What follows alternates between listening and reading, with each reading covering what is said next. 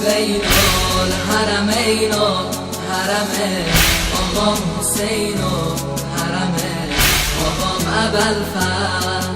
بین الحرمین و حرم آقام حسین و حرم آقام ابوالفضل.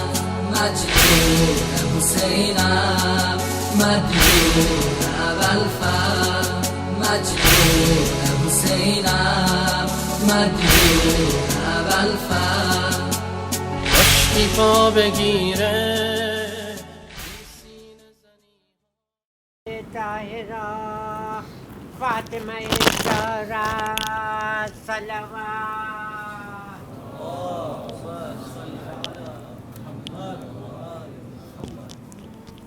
نعرہ تکبیر، نعرہ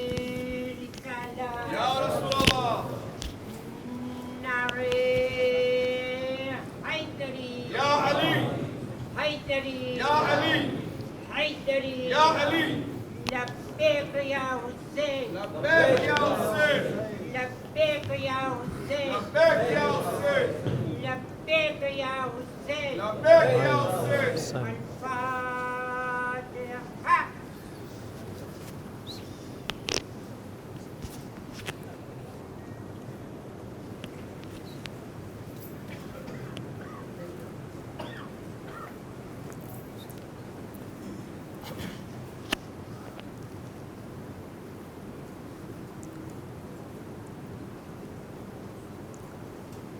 لا حول ولا قوة إلا بالله العلي العظيم. اعوذ بالله من الشيطان الرجيم. بسم الله الرحمن الرحيم. الحمد لله الذي هدانا لهذا وما كنا لنهتدي لولا أن هدانا الله. لقد جاءت رسل ربنا بالحق. ثم الصلاة والسلام على سيد الأنبياء والمرسلين خاتم النبيين حبيب إله العالمين الذي سمي في السماء بأحمد وفي الأرض بأبي القاسم محمد.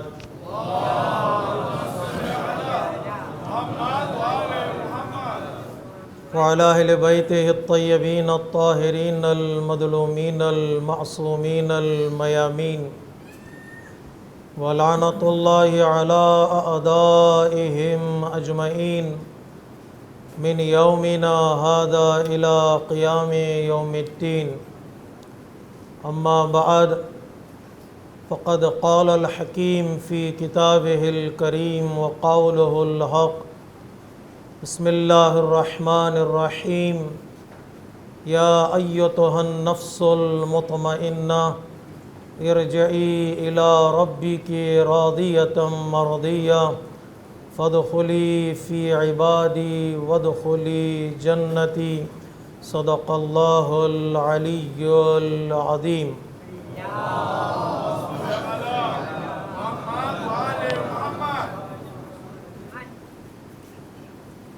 ماہ محرم الحرام کا آغاز ہو چکا ہے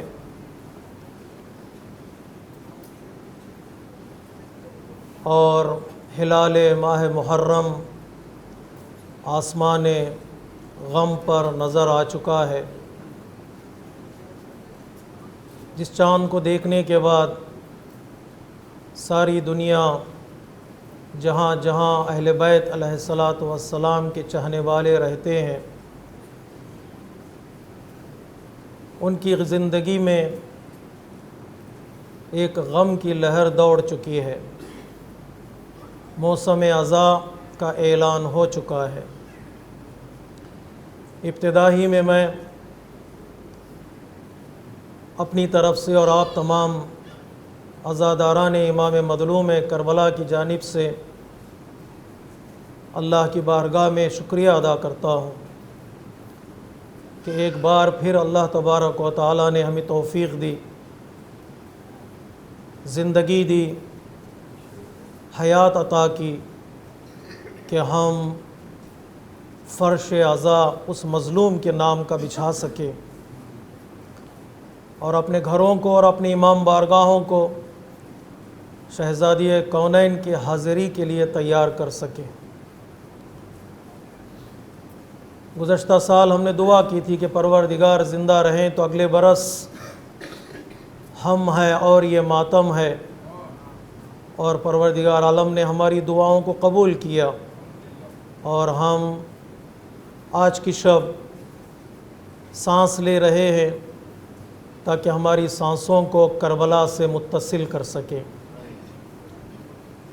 بارگاہ پروردگار میں شکریہ ادا کرتے ہیں کہ پروردگار تیرا شکر ہے کہ تو نے ہمیں ایک بار پھر زندگی عطا کی، اور دوسرا شکر یہ ہے کہ دنیا کے کئی ملکوں میں، کئی شہروں میں عزاداری ویسے برپا نہیں ہو پا رہی ہے جیسے وہ برپا کرتے تھے، لیکن ہم آج اللہ کی بارگاہ میں ایک الگ انداز سے شکریہ ادا کریں گے۔ پروردگار تیرا شکر ہے کہ اس شہر میں اور اس ملک میں ہم لوگ اپنے آپ کو عزاداری کے حوالے کر رہے ہیں، آزادانہ طور پر بیماریوں سے دور، پریشانیوں سے دور، مصائب سے دور فرش عزا بچھانے میں کامیاب ہو رہے ہیں۔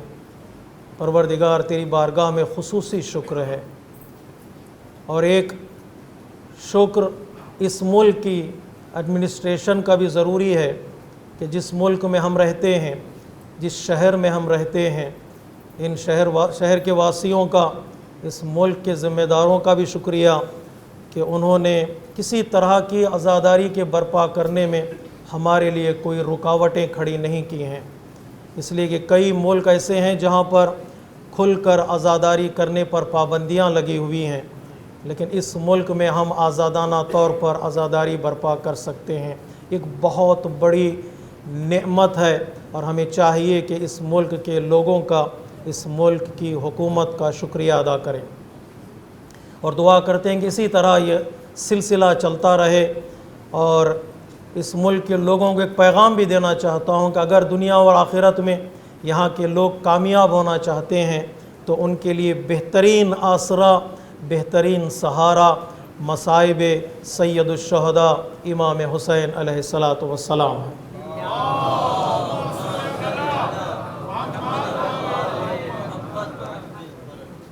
تو ہماری آج کی اس پہلی مجلس میں ہم اپنی تقریر کو 3 حصوں میں بانٹیں گے۔ تقریر کا پہلا حصہ عزاداری کی برکتیں کیا ہیں، عزاداری کی بلیسنگز ہماری زندگی میں کیا ہیں، اور اس کا ہماری زندگی پر کیا امپیکٹ ہوا ہے اور کیا ہو رہا ہے اور کیا ہونے والا ہے ایک۔ اور دوسرا حصہ اس آج کی تقریر کا کہ جو ہم نے موضوع اعلان کیا ہے، اس موضوع کا ہم نے انتخاب کیوں کیا، ہم تھوڑا اس موضوع کے بارے میں گفتگو کریں گے۔ اور تیسرا حصہ آج کی تقریر کا کہ اس ماہ عزا میں ہماری ذمہ داری کیا ہے، ہماری رسپانسبلٹی کیا ہے۔ تو ان تینوں باتوں کو آپ حضرات کی خدمت میں پیش کرنے کی سعادت حاصل کر رہے ہیں۔ سب سے پہلا موضوع یہ نقطہ یہ کہ عزاداری کی برکتیں کیا ہیں ہماری زندگی میں، عزاداری نے ہمیں کیا عطا کیا ہے اور عزاداری سے ہم نے کیا لیا ہے۔ بعض علماء اس طرح گفتگو کرتے ہیں کہ عزاداری نے ہمیں کیا عطا کیا ہے، اور کبھی اس طرح گفتگو کریں کہ عزاداری سے ہم نے کیا لیا ہے۔ عزاداری ایک بہتے ہوئے سمندر کی طرح ہے، عزاداری ایک بہتی ہوئی دریا کی مانند ہے، عزاداری ایک چلتی ہوئی کشتی کا نام ہے، عزاداری ایک چمکتے ہوئے اور روشن ہدایت کے چراغ کا نام ہے۔ وہ تو روشن ہے، وہ تو کشتی چل رہی ہے، وہ تو دریا بہہ رہا ہے، لیکن ہم نے اس سے کتنا فائدہ اٹھایا، ہم نے عزاداری سے کیا لیا۔ عزاداری ہمارے لیے سب کچھ دینے کے لیے تیار ہے، دین دینے کے لیے تیار ہے، مکتب دینے کے لیے تیار ہے، انسانیت دینے کے لیے تیار ہے، ہماری زندگی کو سجانے کے لیے، ہماری آخرت کو آباد کرنے کے لیے تیار ہے۔ ہم نے اپنی وسعت کے اعتبار سے، اپنی ایبلٹی کے اعتبار سے، اپنے پوٹینشیل کے اعتبار سے، اپنی بیداری کے اعتبار سے ہم نے عزاداری سے کیا لیا۔ جتنی بھی ہم نے چیزوں کو لیا ہے وہ چیزیں بھی کم نہیں ہیں۔ سب سے پہلی چیز جو عزاداری نے ہمیں عطا کیا یا ہم نے عزاداری سے لیا ہے وہ یہ کہ عزاداری نے ہم کو مرنے نہیں دیا اور عزاداری نے ہم کو بکھرنے نہیں دیا۔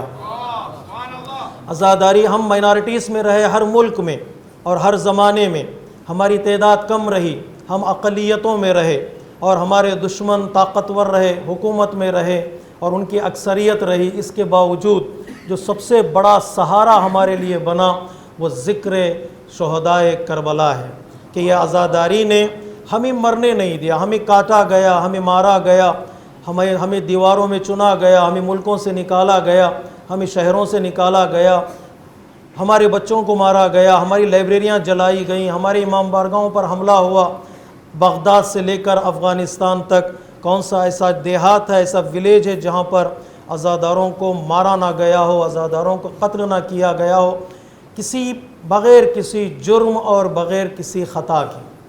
بس میں جانے والے زائروں کو مار دیا گیا، انہوں نے کسی کا مال چھینا تھا، نہ کسی کا گھر جلایا تھا، نہ کسی کے بچوں کو انہوں نے تکلیف دی تھی۔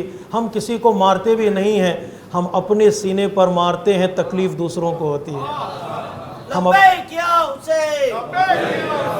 ہم اپنی آنکھوں سے روتے ہیں لیکن کسی اور کے آنکھوں میں سوزش ہوتی ہے۔ ہم اپنا پیسہ خرچ کرتے ہیں، کسی اور کو درد ہوتا ہے۔ ہم کسی کو پریشان نہیں کرتے، مارا گیا، کاٹا گیا، پریشان کیا گیا اہل بیت کے چاہنے والوں کو، لیکن ایک سہارا تھا، عزاداری نے ہمیں مٹنے نہیں دیا، ہمیں مرنے نہیں دیا۔ ہم جہاں بھی رہے، ہمارے اجداد، ہمارے بزرگ، ہمارے اینسسٹرز، ہمارے جو ذمہ دار لوگ تھے، انہوں نے ہر جگہ اپنے مال کے ذریعے سے، اپنی جانوں کے ذریعے سے اس عزاداری کے تحفظ میں انہوں نے محنت کی، تلاش کیا۔ ان کے لیے قدردانی ہونی ضروری ہے۔ آسان نہیں ہے کہ عزاداری کو قائم کرنا۔ آج ایک بڑا امام بارگاہ آپ کی نگاہوں کے سامنے ہے اور ٹھاٹے مارتا ہوا مجمع ہمارے سامنے بیٹھا ہوا ہے، لیکن اگر تاریخ کا مطالعہ کریں، شاید عزاداری ایک آدمی سے شروع ہوئی ہے، ایک گھر سے شروع ہوئی ہے، جو آج اس عظیم مجمع کی صورت میں ہم دیکھ رہے ہیں۔ یہی عزاداری نے ہم لوگوں کو مٹنے نہیں دیا، زندگی عزاداری نے ہمیں عطا کی ہے، حیات عزاداری نے ہمیں عطا کی ہے۔ لوگ پوچھتے ہیں کیا ملا عزاداری سے، انہیں یہ کہہ دیجئے عزاداری سے زندگی ملی ہے، اور زندگی سے بڑھ کر ہمارے لیے کچھ بھی نہیں ہے۔ اور نہ تنہا عزاداری نے، پوری توجہ چاہتا ہوں میرے عزیزوں، گفتگو آگے بڑھے گی، نہ تنہا عزاداری نے ہمیں مٹنے نہیں دیا، ہمیں مرنے نہیں دیا، عزاداری نے ہمیں بکھرنے بھی نہیں دیا۔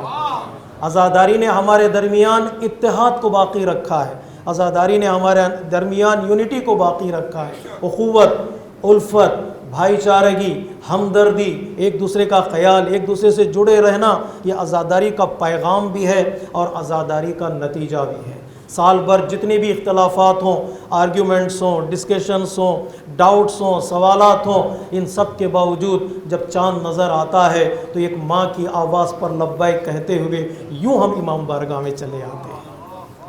ایک ماں کی آواز پر لبیک کہتے ہوئے یوں چلے آتے ہیں۔ ماں نے کہا تھا بابا میرے بچے پر گریہ کون کرے گا، میرے بچے کا ماتم کون کرے گا؟ پیغمبر اسلام نے کہا تھا ایک قوم پروردگار پیدا کرے گا، اس قوم کے نوجوان تیرے نوجوانوں کا، اس قوم کے بچے تیرے بچوں کا، اس قوم کے بوڑھے تیرے بوڑھوں کا، اس قوم کی عورتیں تیری قوم کی عورتوں کا ماتم کریں گی۔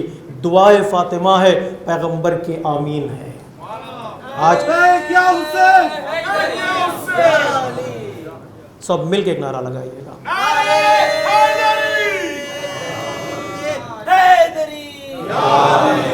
بکھرنے نہیں دیا ہے، ٹوٹنے نہیں دیا ہے، جوڑ کے رکھا ہے عزاداری نے۔ سارے اختلافات ہوتے ہیں لیکن آ جاتے ہیں۔ اب تھوڑا پیچھے مڑ کر دیکھیے گا، ٹھاٹے مارتا ہوا سمندر جو آیا ہے، یہ کیوں آیا ہے؟ کس نے بلایا ہے؟ کس نے انویٹیشن بھیجا ہے؟ یقیناً انسان کو یہ یقین ہو جاتا ہے ان مجالس اعزاز سے کہ عزاداری ہماری قوم کو جوڑ کے رکھی ہوئی ہے۔ اس سے فائدہ اٹھانا بہت ضروری ہے۔ سب سے بڑی ذمہ داری ہماری یہ ہے کہ جو اتحاد عزاداری نے قائم کیا ہے اس اتحاد کو ٹوٹنے نہ دیں۔ اختلافات، ذہنی اختلافات اپنی جگہ پر، فکری اختلافات اپنی جگہ پر، نالج کے اختلافات اپنی جگہ پر، سوال کرنے کا حق اپنی جگہ پر، نظریاتی اختلافات کو فردی اختلاف میں تبدیل نہ کریں۔ ڈسکشن ہو، بحث ہو، لیکن آپس میں دور نہ ہونے پائیں، اس لیے کہ عزاداری کا کام ہی یہ ہے بکھرے ہوئے پھولوں کو امام حسین نے دشت کربلا میں جمع کر کے ایک اتحاد کا گلدستہ بنا دیا تھا، یہ خوبصورت گلدستہ بنا دیا تھا کہ جس ایک عدد میں دولت ذبح عظیم تھی، اس ایک عدد کو تو نے 72 بنا دیا تھا۔ 72 صفات کو امام حسین نے جوڑ کر الگ الگ، حر کہیں سے آنے والا، زہیر کہیں سے آنے والا، مسلم کہیں سے آنے والے، حبیب کہیں سے آنے والے، دور دراز کے پھولوں کو جمع کیا، اور جمع کرنے کے بعد ایک گلدستہ بنایا، اسلام کی میز پر اس گلدستے کو حسین نے رکھ دیا، اس کا نام رکھا کربلا، اس کا نام رکھا کربلا۔ یہ ہمارے لیے پیغام بھی ہے، تو بکھرنے نہیں دیا ہے۔ اس لیے کسی شاعر نے کہا، جہاں جہاں تک میری آواز جا رہی ہے، متحد رکھے کل قوم کو تسبیح ہے عزا، متحد رکھے کل قوم کو تسبیح ہے عزا، ڈور ٹوٹے گی تو دانے بھی بکھر جائیں گے، متحد رکھے اس قوم کو تسبیح ہے عزا، ڈور ٹوٹے گی تو دانے بھی بکھر جائیں گے، مچھلیاں زندہ کہاں رہتی ہیں پانی کے بغیر، ہم غم شہ سے جدا ہوں گے تو مر جائیں گے، ہم غم شہ سے جدا ہوں گے تو مر جائیں۔ یہ ہماری حیات بھی ہے اور ہمارے لیے اتحاد کا پیغام بھی ہے۔ تو عزاداری کا سب سے پہلا فائدہ میرے عزیزوں، میرے بزرگوں، کل سے مجلس عزا میں یہ سوچ کر آنا کہ ہم مر چکے ہیں دنیا میں، چلو مجلس میں جاتے ہیں، تبرک میں زندگی لے کر آتے ہیں۔ اس لیے آیت اللہ جواد آمولی مدثر اللہ العالی نے بڑا خوبصورت جملہ کہا تھا کہ مجلس عزا میں کبھی یہ سوچ کر نہ آنا کہ ہم زندہ ہیں، مردوں کی مجلس میں جا رہے ہیں، بلکہ یہ سوچ کر آنا دنیا کی رنگینیوں میں ہم مر چکے ہیں، چلو مجلس میں جاتے ہیں، تبرک میں حیات بڑھتی ہے، وہ حیات لے کر آتے ہیں، جب واپس جائیں گے کمیونٹی میں ایک زندگی لے کر جائیں، ایک زندگی لے کر جائیں۔ کل سے آنا تو یہ سوچ کر آنا یہاں حیات ملتی ہے، یہاں زندگی ملتی ہے، یہاں اتحاد ملتا ہے۔ دوسرا فائدہ سنیے گا، دوسرا فائدہ کیا ہے عزاداری کا؟ تاریخ شیعہ میں، تشیع میں، تاریخ اسلام میں عزاداری نے مکتب تشیع کے ماننے والوں کو، کربلا کے ماننے والوں کو عزاداری نے کبھی ذلیل ہونے نہیں دیا۔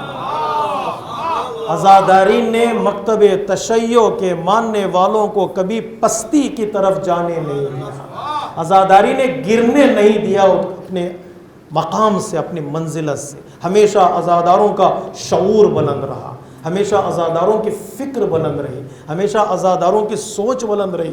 آج دنیا میں جو سب سے زیادہ گفتگو اگر کسی مکتب پر ہوتی ہے تو وہ مکتب تشیع پر ہے۔ یہ کون لوگ ہیں جو چاند دیکھنے کے بعد سیاہ لباس پہن لیتے ہیں؟ یہ کون لوگ ہیں جو ایک آواز پر لبیک کہتے ہوئے چلے آتے ہیں؟ یہ کون لوگ ہیں جو اپنا سب کچھ قربان کرنے کے لیے تیار ہوتے ہیں؟ ان کی سوچ کیا ہے، ان کی فکر کیا ہے، ان کے تھاٹس کیا ہے؟ آج دنیا تحقیق کرے۔ کیوں؟ عزاداری نے اہل بیت کے چاہنے والوں کو، مکتب کربلا کے ماننے والوں کی سوچ کو، فکر کو بلند کر دیا تھا، اتنا بلند کر دیا دنیا سوچنے پر مجبور ہے۔ کیا سوچتے ہیں یہ لوگ؟ کیا کرتے ہیں یہ لوگ؟ ان کے نظریات کیا ہیں؟ کبھی بھی تاریخ میں، چاہے علماء کی تاریخ اٹھا کر آپ پڑھیے گا، چاہے فقہا کی تاریخ پڑھیے گا، چاہے مراجع کی تاریخ پڑھیے گا، ہمارے کس مرجع کے بارے میں سنیے گا، ہمارے علماء کے بارے میں آپ سنیے گا ممبروں سے، تو ہر ایک یہی عملی طور پر پروف کرے گا کہ عزادار کو کبھی بھی کربلا نے انہیں اپنے مقام سے گرنے نہیں دیا، پستی کی طرف جانے نہیں دیا، ان کے شعور کو بلند کیا، ان کی سوچ کو بلند کیا ہے۔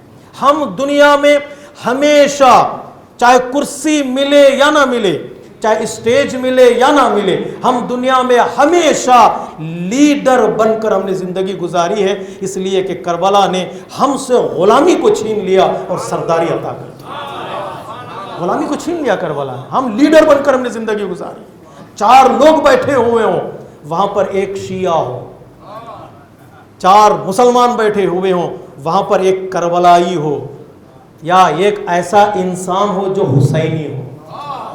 کربلا، میں عام طور پر عزادار کو کہتا ہوں حسینی انسان، وہاں پر 4 لوگ بیٹھے ایک انسان ہو، جب گفتگو ہو تو دیکھ لیجئے گا شیعہ کی گفتگو میں ایک کمال پایا جاتا ہے، شیعہ کی گفتگو میں ایک شعور پایا جاتا ہے، شیعہ کی گفتگو میں ایک فکر پائی جاتی ہے۔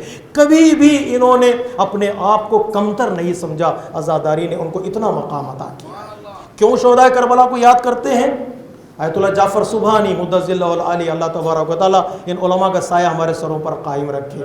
کیوں شہدائے کربلا کو یاد کرتے ہیں؟ آیت اللہ جعفر سبحانی کہتے ہیں اس لیے یاد کرتے ہیں کہ انقلاب کربلا میں اصحاب حسین نے یہ ثابت کیا کہ غیر معصوم کا مقام کتنا بلند ہو سکتا ہے۔ جملہ نہیں پہنچا آپ تک؟ زمین پر رہ کر جنہوں نے جنت میں اپنے گھروں کو دیکھا اسے حسین کے صحابی کہتے ہیں۔ زمین پر رہ کر جنہوں نے آسمانوں کا سفر کیا اسے اصحاب حسین کہتے ہیں۔ اتنی بلندی تک کہ غیر معصوم پہنچ سکتا ہے۔ کربلا والوں نے ثابت کیا کہ ہم کتنے بلند ہیں۔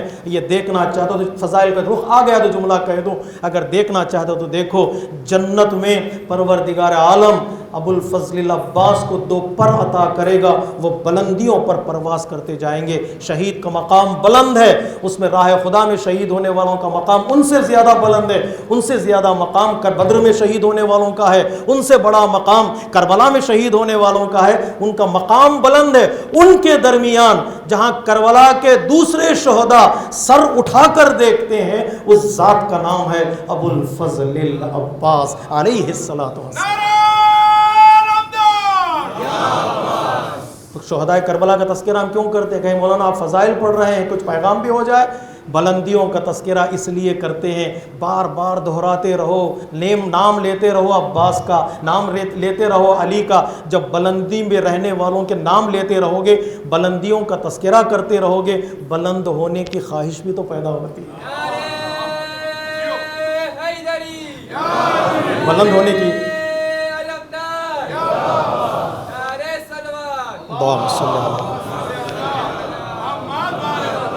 بلند ہونے کی خواہش بھی تو پیدا ہوتی ہے۔ بلندیوں کو دیکھتے رہو، بلند ہونے کی تمنا پیدا ہوگی۔ جب تمنا پیدا ہوگی تو کوشش کرو گے، اور کوشش کرو گے تو ایک نہ ایک دن نتیجے تک پہنچ ہی جاؤ گے۔ تو اہل بیت کی محبت، عزاداری نے ہمیں گرنے نہیں دیا، ہمارے شعور کو بلند کیا، ہماری سوچ کو بلند کیا۔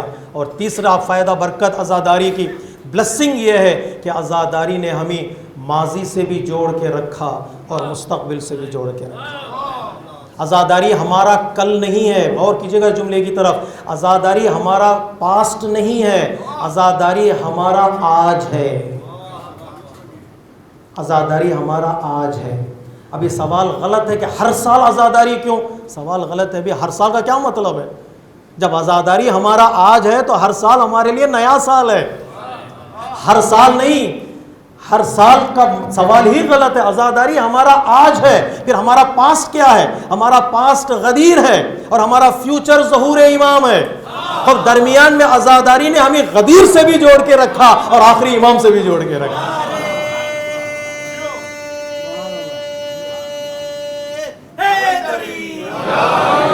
ہمارے پاسٹ سے بھی جوڑ کے رکھا، اس لیے کہ غدیر نہ ہو تو کربلا سمجھ میں نہیں آتی، اور کربلا نہ ہو تو ظہور سمجھ میں نہیں آتا۔ کیا کیا عزاداری نے؟ یا لیتنی، شب جمعہ ہے، یا لیتنی کنت معکم فافوز معکم۔ یہ تمنا ہے صرف یا وعدہ بھی ہے؟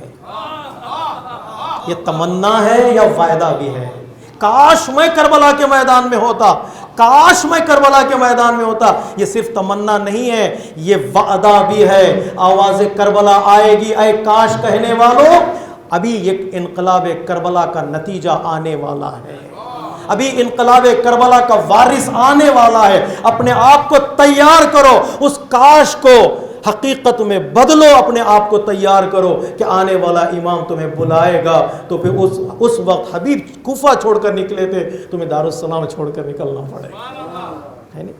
تیار ہو۔ یہ کربلا نے کیا کیا؟ غدیر سے جوڑا اور ہمیں فیوچر سے جوڑا، یہ آخری امام سے ہمیں جوڑ دیا۔ کربلا درمیان میں ہے، کربلا آج ہے، کربلا کل نہیں۔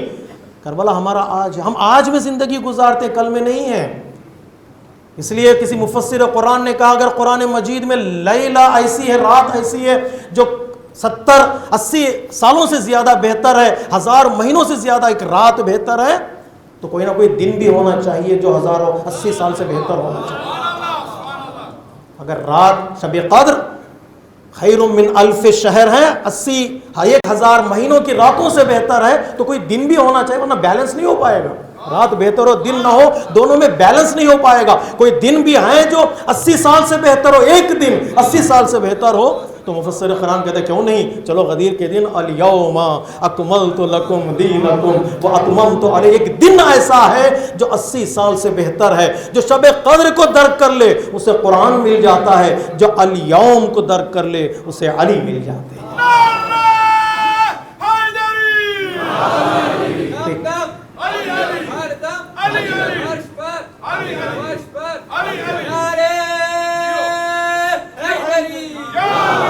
اسے علی مل جاتے ہیں۔ الیوم کا مطلب آج ہے، مذہب تشیع آج میں جیتا ہے، مذہب مکتب تشیع کا آج کا دین ہے، یہ پاس کا دن ہے۔ 1400 سال پہلے کی حدیث ہے، بھیا ذرا سنت اور سیرت کو اچھی طرح سے مطالعہ کرو۔ حدیثیں 1400 سال پہلے کے ہیں، پھل آج مل رہا ہے، فروٹ آج مل رہا ہے، یہ آج کا ہمارا مذہب ہے۔ جوش مالیات شعر بھی سنتے ہیں آپ، لیکن تھوڑا مشکل سے شعر ہے، مشکل اس لیے پڑھ رہا ہوں تاکہ آپ کو پتہ چلے میں کچھ پڑھ کے آیا ہوں، پھر پتہ چلنا چاہیے۔ سب مل کے صلوات پڑھیں محمد والے۔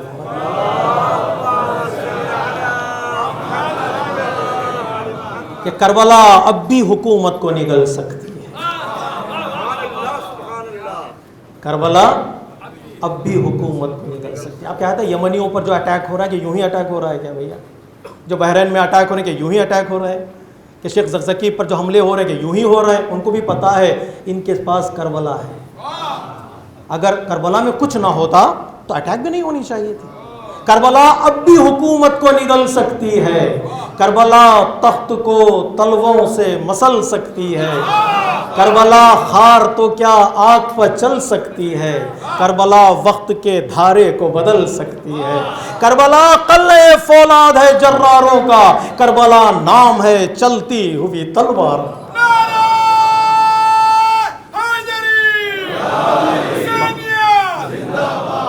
آپ اس طرح نعرے لگائیں گے تو مجلس کا وقت جلدی میرا ختم ہو جائے گا۔ سب مل کے صلوات پڑھیے گا محمد وآلہ محمد۔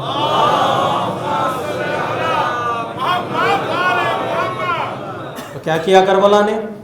کیا سب سے بڑی جو برکت ہمیں ملی ہے وہ یہ کہ کربلا نے ہمیں متصل کر دیا غدیر سے اور متصل کر دیا ظہور سے۔ تو ہمارا کربلا آج ہے، آج جو ہم آئے آج کی کربلا نئی کربلا ہے، اور وقت کے دھارے کو یہ کربلا بدلے گی، مقدرات کو بدلنے والی کربلا ہے۔ یہ سوچ کر آئیے گا، یہ فرش تقدیر کو بدلتے ہیں۔ شاید کل رات ہمارے کسی جو طالب علم تھے انہوں نے ہم سے تشریف لائے تو انہوں نے تقریر میں ایک خوبصورت جملہ کہا، اگر کوئی گناہ گار بھی ہے، کوئی برادر کون تھے وہ شاکر مولیدین نام یاد آ گئے، اگر کوئی گناہ گار بھی ہے اگر مجلس میں آ رہا ہے تو اسے الگ نگاہوں سے مت دیکھو کہ یہ کیوں آ گیا، یہ تو گناہ گار ہے، اسے الگ نگاہوں سے مت دیکھو، اس لیے کہ ہو سکتا ہے فرش عزا پر تھوڑی دیر بیٹھنے کے نتیجے میں وہ بدل جائے، فرش عزا پر بیٹھنے کے نتیجے میں وہ بدل جائے۔ یہاں دروازے کھلے ہوئے ہیں، باب الحسین مفتوح، حسین کا دروازہ مفتوح ہے، ہر سال کشتی نجات بن کر عزاخانے کے بنا کر عزاخانے کے دروازوں کو اس لیے کھولا جاتا ہے۔ کوئی حر ہے جو آج بھی بدل جائے؟ کوئی ہے حر جو آج بھی اپنے مقدر کو بدلے؟ مقدر کو بدلنے والی کربلا، یہ عطائے کربلا ہے، یہ عطائے عزاداری ہے کہ عزاداری ہمیں متصل کرتی ہے غدیر سے، عزاداری ہمیں متصل کرتی ہے فیوچر ظہور امام دمانہ سے۔ تو یا لیتنی کو کنورٹ کرنا ہے ایک پرومس کو، اور پرومس کو کنورٹ کرنا ہے پریکٹس میں۔ تیار ہوں، ایسے تیار ہوں کہ آخری امام اگر آواز دے تو لبیک کہیں۔ یہ تیسری برکت ہے عزاداری کی۔ چوتھی برکت جو عزاداری کی علماء کرام نے بتایا، میں وہاں سے اٹھا کر لے آتا ہوں۔ چوتھی برکت اور بلیسنگ جو عزاداری کی ہے، وہ عزاداری کی برکتوں میں سے برکت یہ ہے کہ عزاداری نے ہمارے شعور کو بلند کیا، عزاداری نے ہمارے ماضی کو باقی رکھا، عزاداری نے ہمیں متصل سے فیوچر سے متصل کیا، اور عزاداری نے ہمارے صفات کو، ہمارے سوچنے کے انداز کو بدل دیا، اور عزاداری نے ہمیں ایسے صفات عطا کیے ہیں جو صفات دنیا میں یونیک ہیں، وہ صفات دنیا میں یونیک ہیں۔ آزادی کی صفت، وفا کی صفت، جو اعمال محبت یا مظاہر محبت، تو کبھی کبھار کہتے ہیں نا علم ہے، تعزیہ ہے، تابوت ہے، فرش ہے، سبیل ہے، یہ پانی، یہ چیزیں کیا ہیں؟ تو بعض علماء نے کہا یہ مظاہر محبت ہے۔ تو بعض لوگ کہتے ہیں یہ محبت ہے، بعض لوگ کہتے ہیں نہیں یہ سائنس آف محبت ہے۔ اور مظاہر محبت، اگر اس سے تم کسی محبت تک پہنچ رہے ہو تو سائن آف محبت ہے، یہ مظاہر محبت ہے۔ اور ان چیزوں کے ذریعے سے کیا کیا کربلا نے؟ ہمیں وہ صفات عطا کیے ہیں جو صفات انسان کو بلندی عطا کرتے ہیں، وہ صفات انسان کو کمال عطا کرتے ہیں، وہ صفات انسان کے شعور کو بیدار کرتی ہیں۔ تو عزاداری کے یہ ساری برکتیں ہیں جو ہماری زندگی میں ہیں۔ یہ پہلا حصہ تھا آج کی ہماری تقریر کا۔ اب دوسرا حصہ، مولانا آپ کا موضوع کیا ہوا؟ ہم نے موضوع کا اعلان کیا ہے کہ قرآن مجید میں جنت کی چابیاں، the keys of heaven in glorious Quran, یہ ٹرانسلیٹ کیا ہے تبلیغ والوں نے۔ میرا موضوع یہ تھا کہ قرآن، جنت کی چابیاں قرآن مجید میں ڈھونڈیں گے، قرآن مجید میں جنت کی چابیاں ڈھونڈیں گے۔ ہم نے یہ موضوع کا انتخاب کیوں کیا؟ اس سے کنیکشن کیا ہے کربلا کا؟ اس موضوع سے اور کربلا سے، محرم سے کنیکشن کیا ہے؟ کنیکشن میں آج بتا دوں، انشاءاللہ گفتگو شروع ہوگی کل سے۔ کنیکشن یہ ہے کہ کربلا کا انقلاب قرآن سے جڑا ہوا ہے۔ کربلا کو آپ فرض کیجئے ایک مضبوط اور ایک سٹرانگ ٹری ہے، ایک درخت ہے کربلا، مضبوط درخت ہے۔ اس کربلا کے روٹس کا نام ہے قرآن کی آیتیں۔ اس درخت کے فاؤنڈیشن کا نام ہے، اس کربلا کے انقلاب کے فاؤنڈیشن کا نام ہے قرآن۔ امام مدینے سے نکل رہے ہیں تو قرآن کی آیت پڑھ رہے ہیں، امام مکہ پہنچ رہے ہیں تو قرآن کی آیت پڑھ رہے ہیں، امام کربلا پہنچ رہے ہیں تو قرآن کی آیت پڑھ رہے ہیں، امام عصر عاشور کا موقع آ رہا ہے تو قرآن کی آیت پڑھ رہے ہیں، امام مسلم بن اوسجا کے سرانے پہنچتے ہیں تو قرآن کی آیت پڑھ رہے ہیں۔ جب امام کا سر تن سے جدا کر دیا جاتا ہے، ساری زبانیں بند ہو جاتی ہیں، لیکن حسین کی زبان قرآن کی تلاوت کر رہی ہے۔ حسین اور قرآن میں جدائی ممکن ہی نہیں ہے اور نہ ممکن ہو سکی ہے۔ ایک امام آتے ہوئے قرآن پڑھتا ہے ہمارا، ایک امام جانے کے بعد قرآن پڑھتا ہے۔ پہلے امام آنے کے بعد رسول کے ہاتھوں پر انہوں نے قرآن کی تلاوت کی، اور کربلا میں امام حسین کو شہید کر دیا، دنیا سے جانے کے بعد قرآن کی تلاوت کر رہے ہیں۔ آنے والے نے پیدا ہونے کے بعد قرآن کے آنے سے پہلے قرآن پڑھ کر بتایا امامت موجوزہ ہے۔ امام حسین کربلا کے میدان میں شہادت کے بعد قرآن پڑھ کر بتا رہے ہیں کہ قرآن موجوزہ ہے۔ انقلاب کربلا قرآن سے جڑا ہوا ہے۔ میرے عزیزوں، میرے بزرگوں، اگر ہم قرآن کو کربلا سے الگ کریں گے تو کربلا سمجھ میں نہیں آئے گی۔ قرآن کی کتنی ایسی آیتیں تھیں جو تفسیر کی تشنا تھیں، پیاسی تھیں، کوئی تفسیر ہو اس کی، کوئی انٹرپریٹیشن ہو اس آیت کی۔ کس نے انٹرپریٹ کیا؟ کس نے تفسیر کی؟ انقلاب کربلا نے اس آیت کی تفسیر کی۔ لوگوں کو سمجھ میں نہیں آ رہا تھا مرنے کے بعد بھی کوئی زندہ ہوتا ہے کیا؟ دنیا سے جانے کے بعد بھی کوئی بول سکتا ہے کیا؟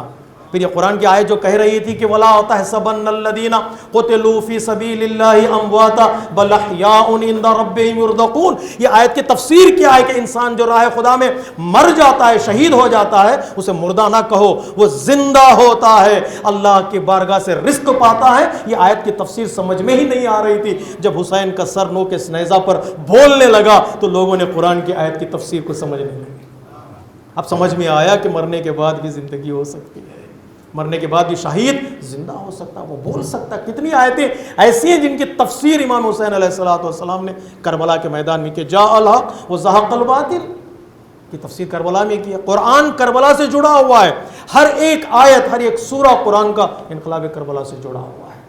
سورہ فجر کربلا سے جڑا ہوا ہے، سورہ عصر کربلا سے جڑا ہوا ہے، شہادت کی آیتیں کربلا سے جڑی ہوئی ہیں۔ تو قرآن کا تذکرہ مجلسوں میں اس لیے بھی ہونا چاہیے کہ جتنا ہم قرآن پڑھتے جائیں گے کربلا سمجھ میں آتی چلی جائے گی، آزاداری سمجھ میں آئے گی ہمیں قرآن سے، اور کربلا کا مقصد سمجھ میں آئے گا ہمیں قرآن سے۔ ایک قرآن کربلا کی بنیاد میں ہے، کربلا کی فاؤنڈیشن میں قرآن ہے۔ حتیٰ بعض علماء نے کہا ہے کہ اصل قرآن کی حفاظت ہی حسین کا قیام تھا۔ کیوں حسین نے قیام کیا؟ قرآن کو پروٹیکٹ کریں، قرآن کو تفسیر بالرائے سے بچائیں، قرآن کو غلط انٹرپریٹیشن سے بچائیں، قرآن کی حقیقی تفسیر اگر کسی نے عملی طور پر بتائی۔ کچھ لوگ تفسیر لکھتے ہیں پیپر پر، جی کچھ لوگ تفسیر لکھتے ہیں کاغذ پر، کچھ لوگ تفسیر کی کتابیں پرنٹ کرواتے ہیں، وہ تفسیر اور ہے۔ جس نے تفسیر صحرا میں لکھی وہ تفسیر اور ہے۔ کچھ تفسیر انک سے لکھی جاتی ہے، دوات سے لکھی جاتی ہے، کچھ تفسیر خون سے لکھی جاتی ہے۔ جو تفسیر انک سے لکھی جاتی ہے، کاغذ پہ لکھی جاتی ہے، ممکن ہے وہ تفسیر ختم ہو جائے کچھ سالوں کے بعد، لیکن جو تفسیر صحرا پر لکھی گئی اور خون سے لکھی گئی، دنیا ختم ہو جائے گی، وہ تفسیر ختم نہیں ہوگی۔ حسین نے کیا کیا کربلا میں؟ قرآن کی تفسیر کو اپنے خون سے لکھا، صحرا میں لکھا۔ علامہ اقبال کا تصور ہے کہ جس نے صحرا میں خون سے اسلام کے نام کو روشن کر دیا، اور خون مٹنے والا نہیں، خون کا رنگ مٹنے والا نہیں ہے، وہ ختم ہونے والا نہیں ہے، قربانیوں کے ذریعے سے۔ بعض لوگ کہتے ہیں امام حسین علیہ السلام نے معجزہ کیوں نہیں دکھایا؟ کیا ہوتا نا ہمارے پاس سوال ہوتا ہے، امام تھے تو معجزہ کیوں نہیں دکھایا امام؟ کسی بزرگ عالم دین نے بڑا خوبصورت جملہ کہا ہے، معجزے کی طاقت، the power of miracle یا the power of sacrifice۔ پیغام پہنچے گا تو آپ کے چہروں پر مسکراہٹ آنا چاہیے۔ The power of miracle, the power of sacrifice, ان دونوں کو کمپیئر کیا جائے تو قربانیوں کی طاقت زیادہ ہے، معجزوں کی طاقت کم ہے۔ معجزہ ایک زمانے تک محدود رہتا ہے، ایک وقت تک محدود رہتا ہے، قربانیوں کے سفر کو کوئی روک نہیں سکتا ہے۔ حسین نے معجزے کا راستہ کیوں نہیں اپنایا؟ معجزے کا راستہ صرف کربلا والوں کے لیے ہوتا، لیکن قربانیوں کا راستہ ہمارے لیے بھی ہے، قربانی کا راستہ ہمارے لیے بھی ہے۔ یہ قربانی کا تصور حسین نے قرآن سے لیا۔ تو کربلا کی بنیاد میں، میں آ رہا ہوں نتیجے تک، کربلا کی بنیاد میں قرآن ہے، اور کربلا کا نتیجہ اس درخت کا پھل ہے۔ جو کسی بھی درخت کو دیکھنا چاہیے آباد ہے یا نہیں، اس درخت کے فروٹس کو دیکھو۔ درخت فروٹ دے رہا ہے تو وہ درخت تازہ ہے، وہ درخت زندہ ہے۔ کربلا کی بنیاد میں قرآن ہے، کربلا کا نتیجہ جو فروٹ ہے وہ جنت ہے۔ ریلیٹ کر پا رہے ہیں آپ؟ کربلا کی بنیاد قرآن اور کربلا کا نتیجہ جنت۔ آپ کہاں سے کہہ رہے ہیں یہ جنت ہے؟ جتنی بھی حدیثیں ہمارے پاس ہیں، جتنی بھی روایتیں ہمارے پاس ہیں، آپ اٹھا کر دیکھیے گا، کربلا سے جتنی چیزیں کنیکٹڈ ہیں ان سب چیزوں میں جنت کا تذکرہ ضرور ملے گا۔ جو کربلا کا ہو جاتا ہے وہ کبھی جنت سے اپنے آپ کو دور نہیں رکھ پائے گا۔ یا بعض روایتیں میں 2-3-4 روایتیں بھی بتا دوں تاکہ آپ موضوع سے قریب ہو جائیں۔ جو حسین کے غم میں روئے، رلائے یا رونے کی صورت بنائے، وجبت لہ الجنہ۔ میں پہلی مجلس میں آپ کو جنت نہیں بانٹ رہا ہوں، لیکن آپ یہ سوچ کر آئیے گا انشاءاللہ، درمیانی کنیکشن بھی دینے والا ہوں۔ قرآن کا فاؤنڈیشن آیتیں ہیں، کربلا کا فاؤنڈیشن، کربلا کے روٹس میں آیتیں ہیں، کربلا کا فروٹ جنت ہے، لیکن فروٹ اور روٹ کے درمیان یہ کنیکشن بھی تو ہونا چاہیے۔ پیغام پہنچ رہا ہے؟ روٹس اور فروٹ تک کی کنیکشن ہوتا ہے، اس کنیکشن کا نام ہے صفات اہل بہشت۔ وہ ایٹریبیوٹس جو انسان کو کربلا سے ملتی ہیں، قرآن سے ملتی ہیں، کنیکٹ کرتی ہیں فروٹ تک۔ جو ایٹریبیوٹس حاصل کرتا چلا جائے گا اسے جنت ملتی چلی جائے گی۔ ایک درخت کمپلیٹ ہوتا ہے وہ کنیکشن سے، بغیر کنیکشن کے فروٹ نہیں مل سکتا انسان کو۔ تو یہ کنیکشن ہے موضوع میں، the keys of heaven in glorious Quran. دونوں ہیں، چابیاں ہم دیں گے آپ کو، ہر مجلس میں ایک چابی ملے گی آپ کو۔ اس چابی کو آپ لے اپنے ہاتھ میں رکھیں، انشاءاللہ وہ کام آئے گی جنت تک پہنچنے کے لیے، کامیاب ہونے کے۔ جنت ایک سمبل ہے کامیاب ہونے کے لیے، سکسیس ہونے کے لیے، ان دنیا میں اور آخرت میں۔ تو ایک کی دیں گے، ایک مجلس بھی آپ نے چھوڑ دی تو وہ کی آپ کے ہاتھوں سے چلی جائے، کہ دوسری مجلس میں آئیں گے تو پھر وعدہ کرنا پڑے گا، ریکارڈڈ مجلس کو آپ کو سننا پڑے گا۔ پورے کیس کو آپ لیں گے، گلدستہ بنائیں گے، تبھی جا کر جنت کے دروازے کھلیں گے۔ وعدہ کریں گے انشاءاللہ۔ اللہ مجھے بھی توفیق دے، آپ کو بھی توفیق دے۔ اس توفیق کے لیے صلوات پڑھیں۔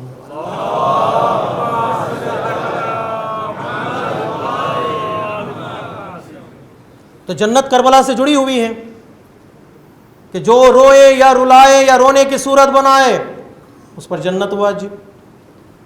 جو غم امام حسین علیہ السلام میں ایک شعر لکھے، 50 لوگوں کو رلائے، اس پر جنت واجب۔ امام نے فرمایا 40 لوگ اس کے ذکر کو سن کر رو پڑے تو اس پر جنت واجب۔ 30، 20، 10، حتیٰ امام فرماتے ایک آدمی مصائب کو سن کر رو پڑے تو رلانے والے کو جنت ہے۔ بعد امام فرماتے نہیں، کوئی رونے والا نہ ہو، خود رو دے تو اس پر جنت واجب، خود رو دے تو جنت واجب۔ خود کو رونا نہیں آتا کبھی کبھار، مشکل ہوتا ہے، رونا بھی مشکل ہوتا ہے، کبھی کبھار رونا بھی نہیں آتا، تو امام فرماتے ہیں رونے کی صورت بنا لے تو جنت میں جائے۔ کربلا سے جنت جڑی ہوئی ہے۔ نہیں زیادہ میں وقت نہ لوں، ٹائم میرا ختم ہو رہا ہے۔ خود کربلا کی زمین کے بارے میں ہمارے پاس حدیثیں ہیں، کربلا کی زمین جنت کا ایک ٹکڑا ہے، روایتیں ہمارے پاس مسلمہ روایت، کربلا کی زمین جنت کا ایک ٹکڑا ہے۔ قیامت کے دن پروردگار عالم کربلا کی زمین کو اتنا بلند کرے گا کہ وہ جنت سے جا کر مل جائے گی، وہ جنت سے جا کر مل جائے گی۔ کسی خطیب نے بڑا خوبصورت جملہ کہا ہے، جنت اور کربلا میں ڈسٹنس نہیں ہے، یہ کہ سکے کے دو رخ ہیں، یہ کہ کوائن کے دو فیس ہیں۔ زمین پر کھڑے ہو کر دیکھو گے تو جنت کربلا نظر آئے گی، جنت سے جا کر زمین پر دیکھو گے تو کربلا جنت نظر آئے گی۔ یہ ایک ہی کوائن کے دو حصے ہیں، الگ الگ نہیں ہیں۔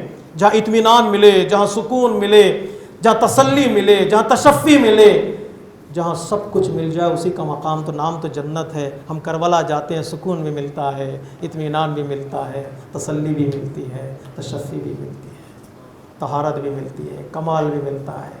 وہاں جانے کے بعد کوئی آنے کے لیے تیار نہیں ہوتا، جو آ جاتا ہے پھر جانے کے لیے تیار ہو جاتا ہے کہ نہیں ہے؟ کہ جنت کی خصوصیات یہاں پر نظر آتی ہیں۔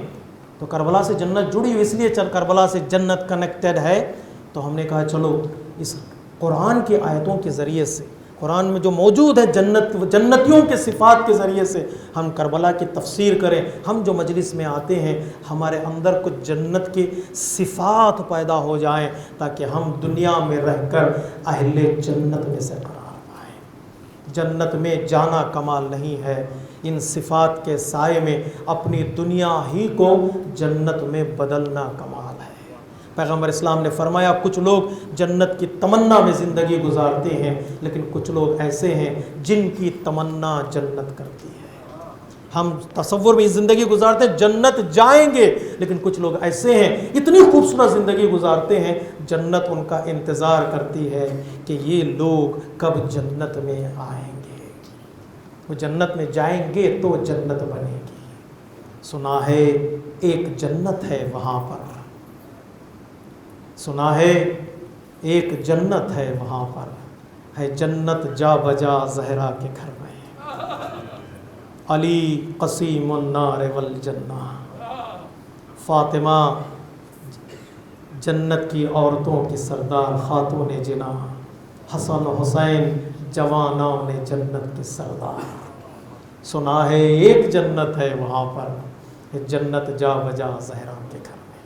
یہاں تو ہر رخ پہ ایک جنت ہے، ہر رخ پہ ایک جنت ہے۔ وہاں والے زمین پر، وہاں والوں کا زمین پر آنا خود بتا رہا ہے کہ یہ گھر جنت والوں کا گھر ہے۔ وہ آئے یہاں پر تو جنت کا نمونہ بتانے کے لیے۔ ہم اپنے گھروں کو اہل بیت کی تأسی، اہل بیت کی پیروی، اہل بیت کی اطاعت، کربلا کے راستے پر چلتے چلے جائیں، ہماری زندگی جنتی بنے گی، ہمارے گھر جنتی بنیں گے، ہمارا ماحول جنتی بنے گا، انشاءاللہ بات ہوتی رہے گی۔ یہ دو رخ، تیسرا رخ ہماری ذمہ داری ہے میرے عزیزوں، ہماری رسپانسبلٹی ہے۔ رسپانسبلٹی یہ ہے کہ عزاداری یا عزادار ہونے کا مطلب ڈسپلن نہ ہونا نہیں ہے۔ عزاداری ہمیں ہر چیز سکھاتی ہے جو انسانیت کے کام آتی ہے۔ عزاداری ہمیں رسپیکٹ سکھاتی ہے، عزاداری ہمیں احترام سکھاتا ہے، گھر والوں کا احترام، گھر میں بزرگوں کا احترام، بچوں کا خیال، بچوں کے ساتھ شفقت کے پیش آنا، کمیونٹی میں بزرگوں کے ساتھ اچھا ہمارا برتاؤ، یہ پیغام عزاداری ہے۔ عزاداری کی وجہ سے کسی کو ٹھیس نہ پہنچے، کسی کو تکلیف نہ ہو۔ میں عزاداری برپا کروں تو میری وجہ سے کسی کو پریشانی ہو، تو یہ عزاداری کا پیغام نہیں ہے۔ عزاداری ہمیں ایک ڈسپلن سکھاتی ہے، عزاداری ہمیں ایک سسٹم کے ساتھ زندگی گزارنا سکھاتا ہے۔ مولا امام حسین علیہ السلام نے کربلا کے دشت میں 72 لوگ تھے، 3 حصوں میں فوج کو بانٹا، دائیں لڑنے والی فوج، بائیں لڑنے والی فوج، قلب لشکر میں لڑنے والی فوج۔ مولا اتنا سسٹم کیوں، اتنی ڈسپلن کیوں؟ رہے ہیں 30 لوگ یا 40 لوگ، جاتے ہیں 30 لوگ 40 لوگ، لڑ پڑتے ہیں۔ امام حسین کہیں گے نہیں، کربلا انسان کو بے نظمی نہیں سکھاتی، کربلا حادثے کا نام نہیں ہے، کربلا ایک انسیڈنٹ کا نام نہیں ہے، کربلا ایک فاجعے کا نام نہیں ہے، کربلا یوں ہی وجود میں نہیں آئی ہے، کربلا کے پیچھے کام ہوا ہے۔ اس کے ڈسپلن پہ بھی کام ہوا ہے. جتنے ہم آزادار ہیں اتنے ہمیں ڈسپلن ہونے چاہیے, اتنا ہی رسپیکٹ کا ہمارے اندر خیال ہونا چاہیے. 1 2 میرے عزیزوں, آزاداری میں آنا, فرش عزا پر آنا, امام حسین کو سکھانے کے لیے نہ آنا, امام حسین سے سیکھنے کے لیے. مشکل جملہ ہے لیکن میں اپنے لیے کہتا ہوں, یہ اچھا موقع ہے کہ ہم کربلا کے بارے میں کچھ جانیں. یہاں بھوکے بن کر آنا, یہاں کے دسترخوان سے سیراب ہو کر جانا. یہاں اگر آؤ گے تو یہ آزاداری تمہیں بہت کچھ عطا کرے گی. اگر پیٹ بھرے آؤ گے, ذہنوں میں ہزاروں شبہات رہیں گے, تو انسان آزاداری سے فائدہ نہیں اٹھائے گا. سیکھنے کے لیے وقت اچھا ہے, انسان اسٹڈی کرے, مطالعہ کرے, سوالات اس کے ذہنوں میں ویلکم ہے, لیکن یہ سوچ کر آئیں کہ ہمیں یہاں سے کچھ سیکھنا ہے, یہاں سے کچھ لے کر جانا ہے. بزرگ عالم دین کا جملہ ہے, گھر کی تہذیب کو مجلسوں میں مت لے آؤ, مجلس کے کلچر کو گھر میں لے جاؤ. گھر کے جھگڑے مجلس میں مت لاؤ بھیا. یہاں کا اطمینان, یہاں کا سکون اور یہاں کی تہذیب, یہاں کا کلچر گھر میں لے جاؤ تو گھر سنور جاتا ہے. آزاداری گھروں کو سجانے کا نام ہے, گھروں کو بچانے کا نام ہے. وہاں کی تہذیب کو یہاں مت لے آؤ, یہاں کی تہذیب کو لے جاؤ. آزاداری کی خود اپنی ایک تہذیب ہے, اپنا ایک آزاداری کا کلچر ہے, ایک سویلائز کلچر ہے. آج کی دنیا اس کے بارے میں تحقیق کریں, انشاءاللہ میں اشارہ کرتا رہوں گا. دو پیغام ہے ہمارے پاس. تیسرا پیغام جو بزرگ عالم دین کا پیغام ہے, میں آپ کی خدمت میں پہنچا دوں. وہ پیغام یہ ہے کہ عزاداری میں فرش عزا پر مہمان بن کر مت آنا, میزبان بن کر آنا. یہ بھی مشکل پیغام ہے, میں اپنے لیے کہتا ہوں. مہمان یعنی ایز اے گیسٹ مت آنا. عزاداری میں گیسٹ بن کر آؤ گے تو انتظار کرو گے کہ کوئی میری خدمت کرے گا. گیسٹ بن کر آؤ گے تو کوئی انتظار کرے گا, کوئی میری ریسپیکٹ کرے گا, کوئی میرے لیے جگہ دے گا. گیسٹ والوں کا تصور الگ ہوتا ہے گیسٹ کا, لیکن ہوسٹ کا تصور الگ ہوتا ہے. اگر ہر آدمی ہوسٹ بن جائے تو وہ کبھی کسی سے انتظار نہیں کرے گا کہ وہ میری خدمت کرے گا, لیکن میں انتظار کروں گا کہ میں اس کی خدمت کروں, میں اس کی خدمت کروں. ایک دوسرے کی خدمت کا جذبہ ہمارے اندر پیدا ہوگا. وہ اسی وقت پیدا ہوتا ہے کہ ہم اپنے آپ کو مہمان نہ سمجھیں, اپنے آپ کو میزبان سمجھیں. امام حسین نے کربلا کے میدان میں زمین خرید کے بتایا, حسین کربلا کا مہمان نہیں ہے, حسین کربلا کا میزبان ہے. بنی اسد کے قبیلے والوں سے حسین نے کہا کہ جو بھی زائر اس سرزمین پر آئے 3 دن انہیں مہمان رکھنا. یہ سمجھ کر نہیں کہ وہ تمہارا مہمان ہے, یہ سمجھ کر ان کی خدمت کرنا کہ وہ حسین کا مہمان ہے, وہ شہدائے کربلا کا مہمان ہے. جب بھی آنا عزاداری پر یہاں میزبان بن کر آنا. ہم نے فرش عزا بچھائی ہے, ہم میزبان ہیں. اس فرش عزا پر جو سب سے پہلے بی بی آتی ہے, ایک روحانی طور پر, اسپریچول طور پر جو بی بی آتی ہے, وہ شہزادی کونین حضرت زہرا سلام اللہ علیہ. اور آنے کے بعد کیا دعا دیتی ہے؟ روایتوں میں ہمارے پاس دعا دیتی ہے, پروردگار میرے بچے کا ماتم کرنے والوں کی اولاد کو سلامت رکھ, میرے بچوں کے غم میں آنسو بہانے والوں کے بچوں کو سلامت رکھ. میں کہوں گا بی بی مال کی دعا دیجیے گا, مقام کی دعا دیجیے گا, جائیداد کی دعا دیجیے گا, حکومت کی دعا دیجیے گا, قدرت و طاقت کی دعا دیجیے گا. بی بی بچوں کی دعائیں کیوں؟ عجب نہیں جواب ہے, تمہیں نہیں معلوم کربلا کے میدان میں میرے بچوں کو ظالموں نے ذبح کر دیا, میرے بچوں کو ظالموں نے ذبح کر دیا. محرم شروع ہو چکا ہے میرا عزیز. اللہ تمہاری آوازوں پر رحمت نازل کرے. پروردگار ہمارے آنسوؤں کو اتنا خالص بنا دے کہ ہمارے آنسوؤں کے لیے رومال فاطمہ میں جگہ بن جائے. آج کے شب ہم یاد کرتے ہیں اس قافلے کو جو مدینے سے نکل رہا ہے. وہ قافلہ نورانی قافلہ, وہ عشق کا قافلہ, وہ محبت کا قافلہ, وہ ہدایت کا قافلہ. ایک چھوٹا سا قافلہ مدینے سے نکل رہا ہے. کس لیے نکل رہا ہے؟ دین کے تحفظ کے لیے. کس لیے نکل رہا ہے؟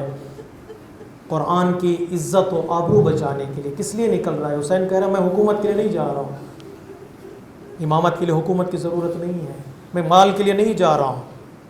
جس کے اختیار میں ساری دنیا, وہ مال کے لیے نہیں نکلے گا. انی لم اخرج اشرا و بطرا ولا ظالما ولا مفسدا. کسی کا گھر جلانے کے لیے نہیں نکل رہا ہوں, کسی پر ظلم کرنے کے لیے نہیں نکل رہا ہوں. ایک ہدایت کا قافلہ ہے, یہ ایک نورانی قافلہ ہے.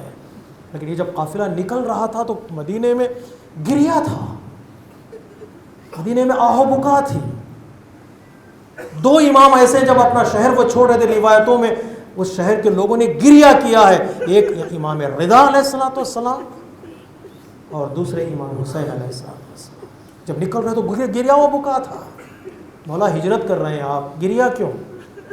حضرت ابراہیم نے ہجرت کی ہے، حضرت موسیٰ نے ہجرت کی ہے، مولا کائنات نے ہجرت کی ہے، پیغمبر اسلام نے ہجرت کی ہے، نکل رہے ہیں شہر سے، تو اتنا گریا کیوں لوگوں میں ہو رہا ہے؟ عجب نہیں، جواب یہی ملے گا، تمہیں نہیں معلوم، جو بھی گیا ہے ان کو اتنی سی امید تو ہوتی ہے وہ واپس لوٹ کر آئے گا۔ عزادارو، یہ جو قافلہ نکل رہا ہے یقین ہے کہ یہ واپس نہیں آئے گا، یقین ہے کہ یہ واپس نہیں آئے گا۔ اس لیے بعض علماء کہتے ہیں نا کیوں پہلی رات میں اتنا گریا ہوتا ہے، اس لیے کہ بات پتہ چل جاتا ہے یہ جو قافلہ جا رہا ہے وہ واپس نہیں آئے گا۔ مجاور قبر رسول مدینہ چھوڑ رہا ہے۔ امام نے 4 یا 5 لوگوں سے ملاقات کی ہے، 2-3 قبروں سے ملاقات کی ہے امام نے، اور 2 لوگوں سے ملاقات کی ہے۔ پیغمبر اسلام کی قبر سے ملاقات کی ہے امام نے، بات کی ہے پیغمبر اسلام سے، نانا آپ کی امت نے مجھے اکیلا چھوڑ دیا، نانا مجھے آپ کی امت نے کمزور کر دیا۔ امام گریا کرتے جاتے ہیں، امام کی آنکھ بند ہوتی ہے، عالم خواب میں امام دیکھتے ہیں پیغمبر اسلام فرما رہے ہیں بیٹا تمہیں نکلنا ہی پڑے گا، اس راہ میں تمہیں شہید ہونا پڑے گا، شہادت تمہارا انتظار کر رہی ہے، تمہیں نکلنا پڑے گا، دین کے تحفظ کے لیے تمہیں نکلنا پڑے گا۔ امام کی آنکھ کھلی تو امام نے کلمہ استرجاع کو جاری کیا، انا للہ و انا الیہ راجعون۔ اب کوئی کچھ بھی کہہ لے، میرے نانا نے مجھے حکم دیا ہے مجھے مدینہ چھوڑنا ہے۔ امام نے پیغمبر اسلام کی قبر سے بات کی ہے۔ میر انیس نے کہا اسی تصور کو لے کر کہ مولا امام حسین نے جب قبر سے گفتگو کی تو میر انیس کہتے ہیں نانا یہ وہ دن ہیں کہ پرندے بھی نہیں چھوڑتے تھے۔ گرمی کا موسم تھا، تپتے ہوئے سورج کے سائے میں، روشنی کے سائے میں انسان گھر چھوڑتا ہے کیا؟ جب گرمی بڑھ جاتی ہے تو انسان گھر کے اندر آ جاتا ہے۔ یہ وہ دن ہے کہ فرشتے بھی نہیں چھوڑتے گھر، مجھ کو درپیش ہے ان روزوں میں آفت کا سفر، ہے کہیں قتل کا ساما کہیں لٹ جانے کا ڈر، مولا اکیلا ہوتا تو چلا جاتا نانا، 7 بچوں کا ہے بادشاہ جن، ان چھوٹے چھوٹے بچوں کو لے کر میں کہاں جاؤں، 7 بچوں کا ہے بادشاہ جن و بشر، تنگ جینے سے وہ پاس اپنے بلا لو نانا، اپنی تربت میں نواز،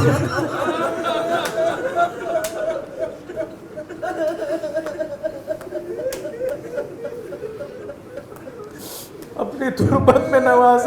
کتنی پریشانی تھی، کتنا ظلم تھا، اس شعر سے آپ سمجھ سکتے ہیں۔ امام نے خدا حافظی کی، ماں کے قبر پر آئے، رات کی تاریکی میں ڈھونڈ رہا تھا، بعض میرے نوجوانوں نے مجھ سے سوال کیا تھا یہ جو پڑھا جاتا ہے امام نے فاطمہ زہرا کی قبر پر امام پہنچے تو قبر کا پتہ تھا، قبر کا نشان کہاں تھا، لوگوں نے دیکھا ہوگا۔ تو کل ہی رات میں ایک روایت پڑھا تھا، روایت میں لکھا ہوا ہے رات کی تاریکی میں امام اکیلے قبر فاطمہ پر پہنچے تھے، اہل بیت کو پتہ تھا کہ قبر کہاں پر ہے۔ رات کی تاریکی میں پہنچے امام، ماں سے خدا حافظی کی، امام حسن کی قبر پر پہنچے، بھائی سے خدا حافظی کی، مجاور روز حرم مدینہ خدا حافظی کر کے یہاں سے آپ نکل رہے ہیں۔ محمد حنفیہ سے ملاقات کی آپ نے، محمد حنفیہ کو خدا حافظ کہا، وصیت نامہ لکھا، وصیت نامے میں کیا لکھا کہ آئندہ لوگ پوچھیں گے حسین کیوں نکل رہے ہیں، ان کو بتا دینا کہ حسین اس لیے نکل رہے ہیں۔ کیا نکل رہے ہیں؟ انی اخرج لطلب اصلاح امت جدی و ابی و اسیرہ بسیرت جدی و ابی، میں نکل رہا ہوں نانا کے دین کی اصلاح ہو اور بابا کے دین کی اصلاح ہو۔ میں ارید ان آمر بالمعروف و انہا عن المنکر، میں چاہتا ہوں امر بالمعروف کروں اور نہیں از منکر کروں۔ برائیاں پھیل چکی ہیں، جب تک قیام نہیں ہوتا وہ برائیاں ختم نہیں ہوتی۔ یزید سے بڑھ کر کوئی برائی نہیں ہے، یزید سے بڑھ کر، اس کے وجود سے بڑھ کر کوئی گناہ نہیں ہے۔ امام نے وصیت نامہ لکھا، بھائی کو خدا حافظی کی۔ یہ خدا حافظی مجھے اور یاد آ گئی ہے، جب سنا امام نکل رہے ہیں، دوڑتی ہوئی رسول کی زوجہ ام سلمہ آپ پہنچی اور آنے کے بعد کہا بیٹا میں نے سنا ہے تم عراق جا رہے ہو، بیٹا میں نے سنا ہے تم کربلا جا رہے ہو۔ حسین نے کہا اماں میں عراق کے لیے نکل رہا ہوں۔ ایک مرتبہ حضرت ام سلمہ نے کہا بیٹا میں نے تمہارے نانا سے سنا ہے حسین کربلا میں شہید کر دیا جائے گا، بیٹا جہاں جانا چاہتے جاؤ لیکن عراق کی طرف مت جانا، کربلا کی طرف مت جانا۔ ایک مرتبہ حسین نے کہا نانی ام سلمہ آپ نے صحیح کہا، میرے نانا نے کہا ہے مشیت پروردگار یہی ہے کہ حسین نکلے گا، حسین شہید کیا جائے گا، حسین کے بچوں کو شہید کیا جائے گا، اللہ کی مشیت یہ ہے کہ وہ مجھے شہید دیکھے۔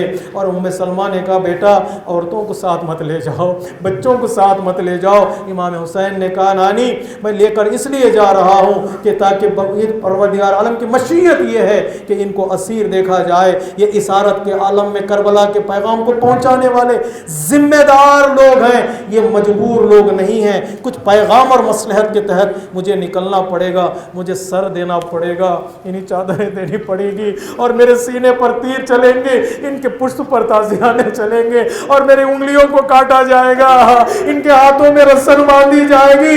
میں پیغام پہنچانے کے لیے جا رہا ہوں، یہ پیغام کوفہ پہنچائیں گے، شام پہنچائیں گے اور مدینہ پیغام پہنچائیں گے، یہ ذمہ داری کے ساتھ جا رہے ہیں۔ ایک مرتبہ ام سلمہ نے کہا تھا اے بیٹا حسین میرے تمہیں تمہارے نانا نے کچھ مٹی دی تھی یاد آیا؟ حسین نے کہا اماں۔ امام نے اس مٹی کو حضرت ام سلمہ کے حوالے کیا، ام سلمہ نے اس مٹی کو ایک بوتل میں رکھا اور امام حسین نے کہا تھا اماں نانی ام سلمہ جب یہ مٹی سرخ ہو جائے تو سمجھے نا آپ کا لال شہید، یہ مٹی سرخ ہو جائے تو سمجھے نا آپ کا لال شہید ہو گیا۔ امام نے ملاقات کی اور مدینے سے نکل رہے ہیں۔ ایک مرتبہ جب چھوٹا سا نورانی قافلہ نکلا، بس عزاداروں پہلی رات ہے، 2 جملے مجھے پڑھنے دیجئے گا۔ یہ چھوٹا سا قافلہ مدینے سے نکلا، ابھی کچھ نکلنے والا تھا، ایک منادی نے آواز دی مدینے والوں اپنی آنکھوں کو نیچی کر لو، اپنے سروں کو جھکا لو، ارے علی کی بیٹی گھر سے نکل،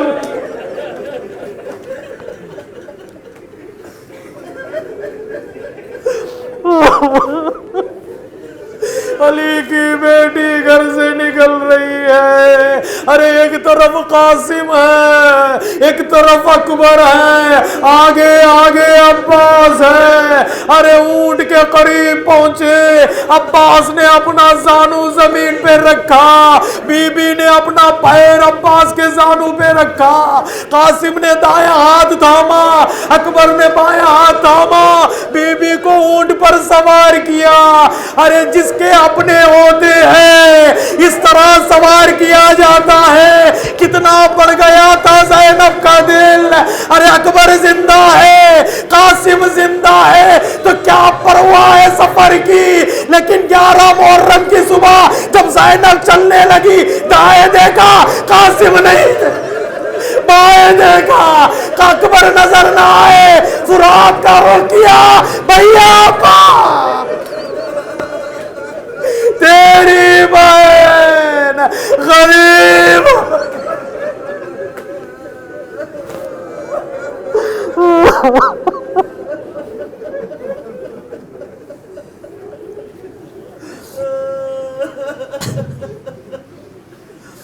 الا لعنت اللہ علی القوم الظالمین سیعلم الذین ظلموا ای منقلب ینقلبون۔ پہلی شب ہے ایک سلام کربلا کی طرف رخ کر کے، السلام علیک یا ابا عبداللہ،